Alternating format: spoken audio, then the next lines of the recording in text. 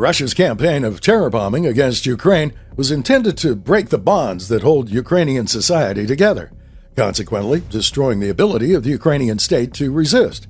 This campaign seems to have failed, just like almost all similar terror bombing campaigns over the last century. The theories of the effectiveness of terror bombing have evolved since World War I. Germany conducted the first strategic bombing campaigns during the war, targeting London and other British cities with dirigibles and large fixed-wing Gotha bombers. The attacks inflicted little serious damage, but did inspire panic, at least at the beginning.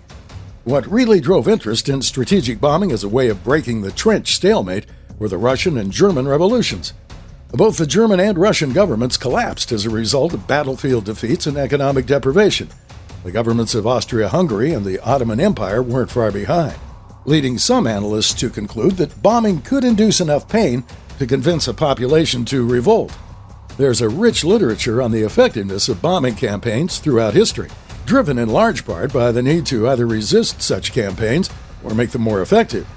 Robert Pape wrote the classic evaluation of strategic bombing campaigns in Bombing to Win, which generally took a dim view of the success of such efforts. Pape argued that air power is almost always more effectively used as part of a strategy of destroying an opponent's armed forces than in attacks on civilian targets. The Russian offensive against Ukraine has relied mostly on long-range drones and long-range cruise missiles. Ukrainian air defenses are far too lethal to allow Russians to conduct a traditional campaign with its manned heavy bombers, although Russia has used those bombers to launch the cruise missile salvos. American and British flyers faced ghastly losses over Germany in World War II, as massive, expensive bombers came into contact with cheaper German fighters and air defense guns. Still, even though the Russians aren't risking their pilots and aircraft in the campaign, they're certainly using up a lot of sophisticated munitions, probably more than they can efficiently replace. For Ukraine, the equation is much different, with anti-air missiles sometimes costing considerably in excess of the drones and missiles that they're shooting down. Ukrainian defenses nonetheless appear to destroy a high percentage of the weapons before they reach their targets. Using expensive air defense assets against the Russian terror offensive represents a difficult choice for Kyiv, as Russian aircraft also operate over the battlefield. Ukraine is also well situated diplomatically. On the one hand, air defenses are an easier sell for Ukraine's Western supporters than tanks or fighter jets, although the latter would be useful for air defense. On the other hand, helping Ukraine rebuild its damaged electrical grid is safely in the wheelhouse of industrial powers such as Germany, which are reluctant to export lethal weapons but happy to help in this way. As with nearly every other strategic bombing campaign in history, the promise of the attack outpaced its actual performance. Although morale is difficult to measure, there seems to be little indication that Ukrainian will to fight has diminished. As in nearly every other case, the Ukrainian victims of Russian terror bombing have tended to blame Russian leadership rather than Ukrainian leadership for the inconvenience.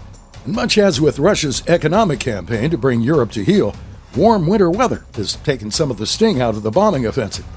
Russia's offensive doesn't seem to have diverted much attention from Ukraine's efforts at the front. Any damage to Ukraine's economy inflicted by the campaign pales in comparison to the effect of the rest of the war. On the upside, Russia isn't losing much other than the use of the drones and munitions in other parts of the war. For its part, Ukraine seems to have judged that the Russian campaign is at its limits. In many ways, the terror campaign was uniquely ill-suited to success. While Russia enjoyed considerable success in precision targeting, there was little good reason to think it would be sufficient to break Ukrainian morale. Ukraine's economic center of gravity is no longer on its territory, and thus isn't subject to Russian attack. Finally, the bombing campaign has helped Kyiv portray Moscow in an even more unflattering light, with plentiful pictures of damage to civilian targets far from the battlefront. Some have argued that the primary purpose of the campaign is less to inflict damage on Ukraine than to answer Russian critics of Putin's conduct of the war. If the campaign helps Putin keep his grip on Russia's government, he may well judge it to be a success.